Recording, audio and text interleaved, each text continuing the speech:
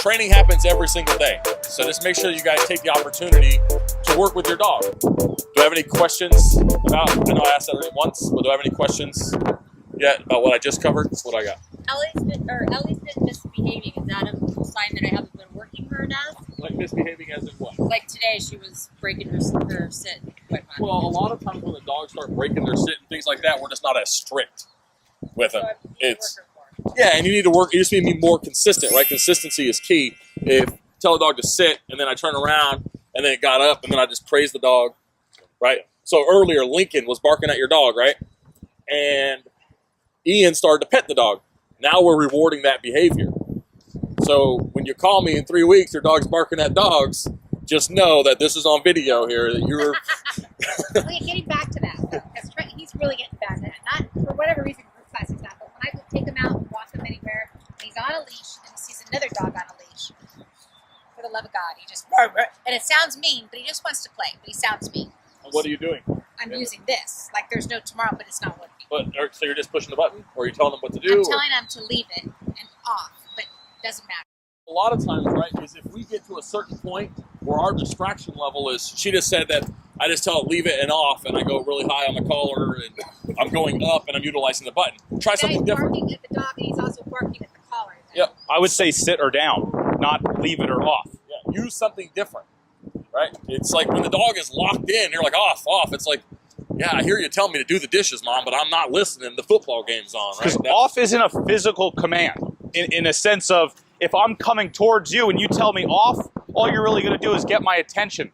And then you should say come, sit, or down. If you tell the dog to sit, now you're getting the dog to do a physical command. You tell the dog to down, now the dog goes into a down. That's a physical motion versus off. Stop it. Stop. What if he keeps barking in a sit? I put him in a sit and he keeps barking. If you put him in a sit and a down, whatever one you want, then walk him away from the threshold to, lower that down. So you can work the dog through. Any other questions? Any other things? When you give a command, you always repeat the same thing? Always. Eventually, it should be like this. Command, button, same time. That way the dog is just now listening to your command, and the button is just 100% just get their attention, give them the command. You should be almost doing it simultaneously as you do it. And you don't want to be like, oh, well, it's been 3 weeks. My dog's done it for the last 3 weeks. It takes 60 to 90 days to create that perfect habit, and you want to make sure that you do that. Otherwise, you guys will be on these collars forever. I want to eventually see you guys either do advanced training with the collars, because all this is training, and we're doing some advanced concepts, but we can do a lot of cool things with these collars, where we can start to do directionals, send the dog through things, through tunnels, over jumps, utilizing just the collar as a gas and a brake. A lot of people think, oh, the collar is just something bad, or I'm only using it for right now. The amount of stuff we can do with these collars is crazy. I mean, I literally can tell my dog's back and just hold the button, button. Boom, every time the dog starts to slow down, I can speed him back up, utilizing the gas pedal on the remote. But we just got to make sure that we're consistent. The other point that Vince is getting at is dog training is a perishable skill.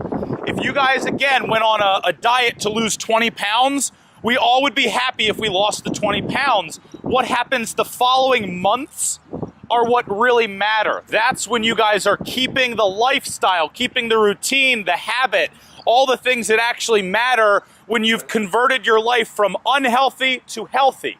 Just because your dog showed that it can do it, you need to maintain the results. I told Watson the 15-minute exercise he should do is back tie the dog to create separation from him and his dog and work on sits and downs with the remote, right? If you guys spend 15 minutes a day working on the one thing that you need to work on with your dog, right? You were saying the same thing, is my dog being bad? It's not being as good, right? So it's just, we need to work it some more. If I went to the gym every day for 30 days, once I stop, you're gonna have to talk me back into it. Come on, let's go. But it is a perishable skill. So coming here is one thing that's gonna help you guys keep the results. Doing stuff on your own is also something that you guys need to do to maintain the results. We're going to offer, again, classes at our facility in Irvine, typically about 7 to 9, Monday through Friday, agility and protection almost every other day. So We're going to start offering additional things, but just know it's perishable, so you need to put forth effort every day. Any other thing else? Any questions? With walking, Yep. okay, so if she gets too ahead of me, you said don't heel because she's already next to me.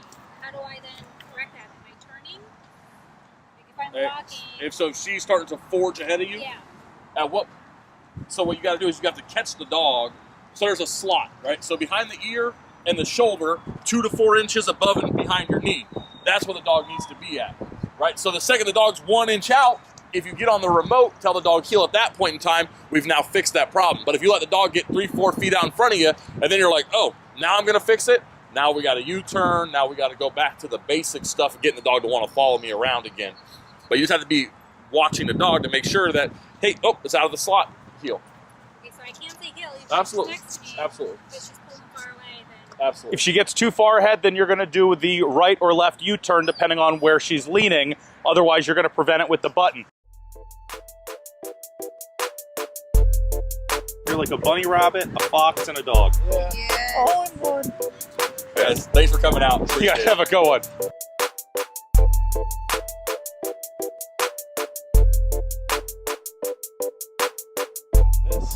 Did you get a new dog? Yeah. This is what you've been keeping in your pocket the whole time? Yeah. Oh, of course Leanne's in heaven right now. Oh, puppy breath. Oh, yes. Oh, Leanne is having too much fun. July 1st, we're going to be having that pack walk event. Share it with your friends, your family, and people that are on social media. They might want to come out. They might have seen you in one of the videos. So if you guys can give that little push to get people to come out, we'd like to have a bigger crowd so we can start doing some more advanced stuff.